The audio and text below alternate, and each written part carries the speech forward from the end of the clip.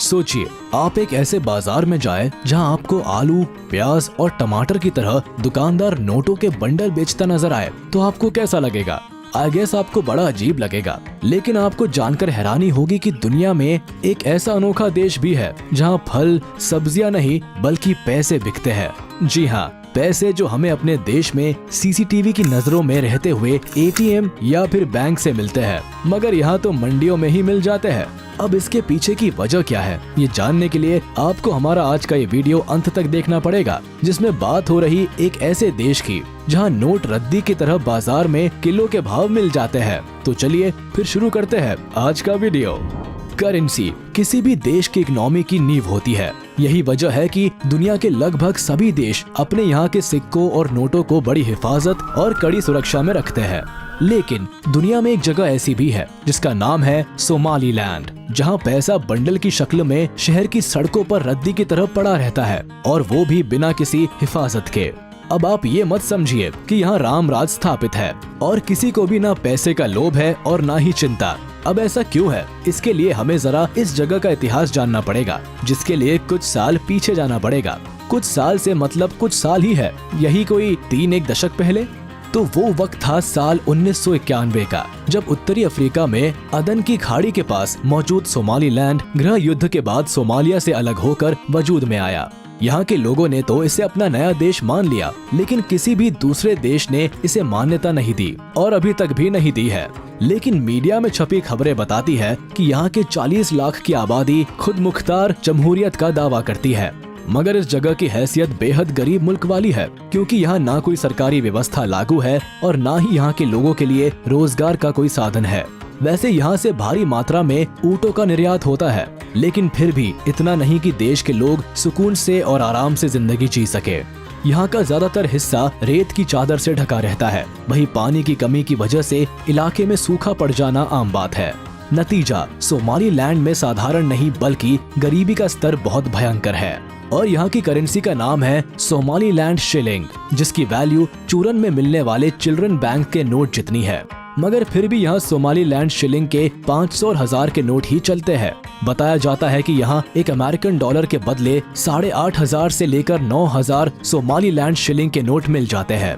वही अगर कोई $10 दे दे तो उसको नोटों की वैल्यू के हिसाब से नहीं बल्कि किलो के हिसाब से शिलिंग दिए जाते हैं, और वो भी 1-2 किलो नहीं, पूरे 50 किलो सोमालीलैंड शिलिंग।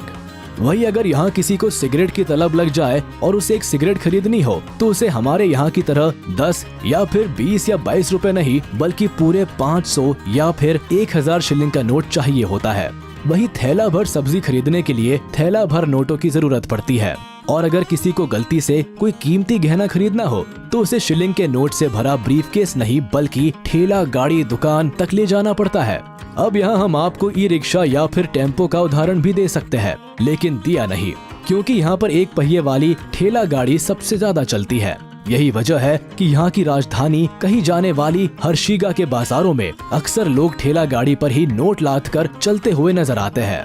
वैसे इस देश की एक खासियत भी है, यहाँ एक तरफ भारत जैसे विकासशील देश में कैशलेस व्यवस्था के लिए अभी भी जद्दोजहद चल रही है, तो वही यहाँ सालों पहले लोग कैशलेस हो चुके हैं, जिसके पीछे की वजह यह है कि यहाँ की करेंसी का डिवैल्यूएशन हो गया है, और करेंसी के रद्दी में तब्दील होने की वजह से लोग लेन देन कैशलेस करने में ही भलाई समझते हैं।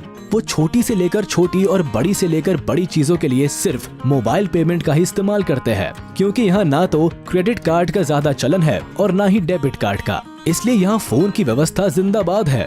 वैसे क्रेडिट और डेबिट कार्ड से याद आया कि इस देश में एक भी अंतर्राष्ट्रीय स्तर पर मान्यता प्राप्त बैंक भी नहीं है।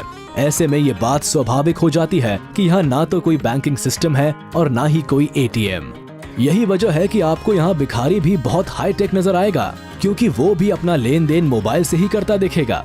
वैसे सबके कैशलेस हो जाने की वजह ये भी हो सकती है कि कौन छोटी मोटी खरीदारियों के लिए झोला भरकर नोट ढोता फिरे, इसलिए यहाँ आम और खास सभी कैश विहीन रहना ही पसंद करते हैं। फिर चाहे फुटपाथ पर सब्जी और फल बेचने वाले हो या फिर बड़ी बड़ी चमचमाती परचून और बाकी जरूरत के सामान वाली दुकानों पर बैठे धन्ना सेठ, कहीं भी चले जाओ, बस अपने मोबाइल से दुकानदार का मोबाइल नंबर या फिर QR कोड स्कैन करो, पैसे तुरंत ग्राहक के अकाउंट से दुकानदार के खाते में चले जाते हैं। वैसे सिर्फ सोमालीलैंड ही नहीं, अफ्रीका के कई छोटे बड़े देश कैश रखने का झंझट छोड़ कैशलेस वाली व्यवस्था की ओर तेजी से बढ़ रहे हैं। घाना, तंजानिया, युगांडा में भी मोबाइल बैंकिंग की क्रांति आ रखी है। इसी तरह केन्या में भी बड़ी तादाद में लोग एम-पेसा के जरिए भुगतान कर रहे हैं। वैसे अब आप ये मत मान लीजिएगा कि कैशलेस हो जाना कौन सी बड़ी बात है। हमारे देश में भी तो कई बड़े शहर लगभग पूरी तरह से कैशलेस हो चुके हैं। मगर सोमालीलैंड की खासियत है कि यहाँ के शहरों के साथ साथ गाँवों में भी लोग नोटों को भूल चुके हैं। BBC में छपी रिपोर्ट बताती है कि यहाँ के गाँवों में 60% से ज्यादा लोग अब अपने मोबाइल के जरिए ही पूरा लेन देन कर रहे हैं। साथ ही यहाँ 16 बरस से ज्यादा की उम्र वाले 88% लोगों के पास मोबाइल फोन है, जो उनके लिए बातचीत करने का तो जरिया है ही, मगर अब ये उनका निजी बैंक भी बन गया है।